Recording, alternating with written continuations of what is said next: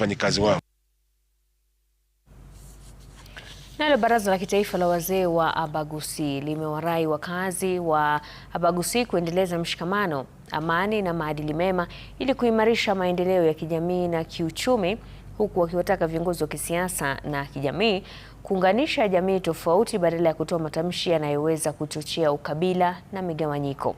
Wakizungumza wakati wa ufunguzi rasmi wa ofisi ya Abagusi mjini Kitale katika kaunti ya Trans Nzoia, wazee hao wakiongozwa na James Matundura wamesema ofisi hiyo mpya itatumika kuratibu masuala ya kijamii, kusaidia katika utatuzi wa migogoro na kuimarisha maadili ya kitamaduni.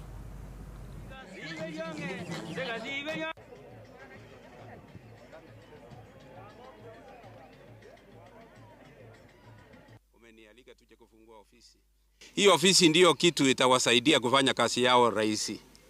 Na mimi nikiwa ni chairman ya Abagusi wote wakiwa huko Kisii ama pahali popote Kenya.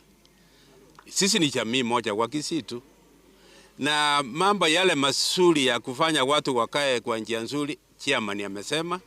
Vile amesema hatuko na mengine mengi ya kuambia, ni jinsi ya kuambia tukae pamoja, kaa vizuri na coexist with others.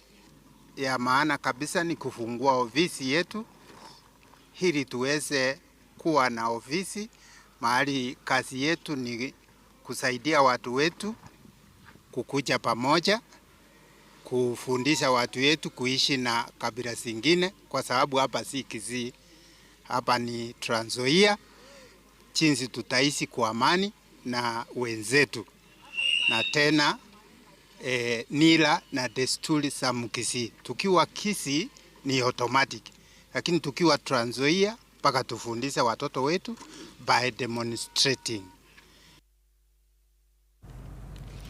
Baadhi ya viongozi wa chama cha